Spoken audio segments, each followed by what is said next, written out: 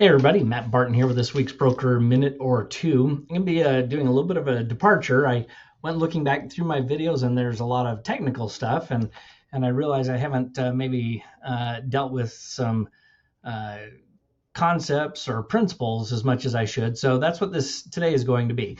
A little while ago I was listening to a gentleman with a discussion about leaders versus managers. And I thought, oh, that should be entertaining. And he made the point that, leadership or leaders are those that know the right thing to do, right? And move forward in that direction.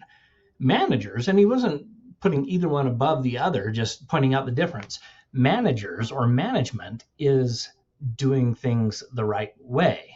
Okay. So if you're catching the distinction there, and as I thought about that, stuck in my head for a good part of the day. And I was thinking, you know what?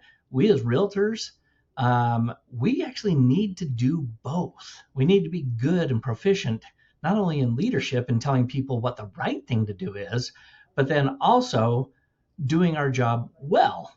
And so, I was trying to think for this video of a couple of examples, and I'm just going to use a very rudimentary one. It's one that we run across a lot, and it has to do with earnest money.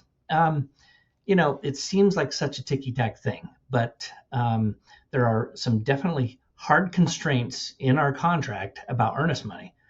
The buyer's got to, after acceptance, the buyer has to turn that money into the brokerage within 4 calendar days.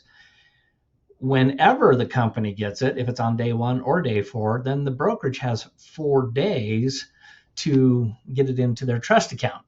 So one, I would start with the management side, doing that well, making sure you're communicating in advance to your client so they know what the roadmap is and the repercussions in the contract. Now, what happens when they don't get it in on time, right? Let's say it was 5 o'clock on Friday was the end of the 4 days and they got it to you at 6 o'clock. I've had this discussion, I don't know how many times, and I'm using a very extreme example. It could be a day later, it could be 2 days later, but invariably I get conversations like this from the agent. What's the big deal?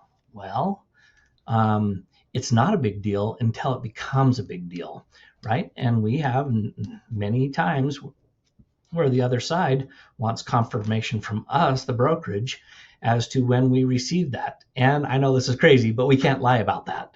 And if we didn't get it on time, not getting earnest money in on time is a material breach of the contract. And of course, there's consequences, in Section 16 for breaching the contract. So, one, knowing the right thing to do. So our advice through the office managers, specifically on earnest money, and I'm just using this as an example, is if you go past that deadline, while everybody's still excited about doing the deal and wanting to move forward, get the appropriate documentation in place to say, hey, earnest money deadline for being turned into brokerage was 24 hours later. Get that signed off. That's knowing the right thing to do to protect your client, right? All right. Another example is just communication. We spend a lot of time marketing our properties, but I think my opinion is the heavy lift, whether on the buyer side or on the seller side, is once we go under contract. There's a lot of other things that come into play.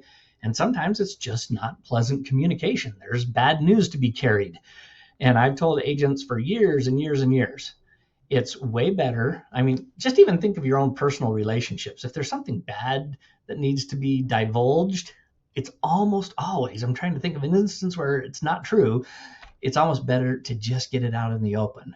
Because if you don't, one, people are left to their own imagination. And I have just had it proven to me time and time again that their imagination is almost always worse than reality. So get the news out, control the messaging, be proactive, and it still may not be pleasant, but it's going to be a heck of a lot less pleasant than if you waited and then had to explain why you waited and you didn't and you weren't proactive when you have a fiduciary to your client, right?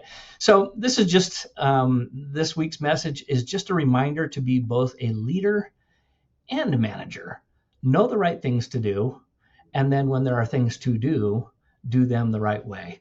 I have all the confidence in you guys. I'm impressed as your principal broker at how well we do collectively as a company. There's always a little room for improvement. So this is just a gentle reminder to, inventory what you do and see if there's a little area for improvement.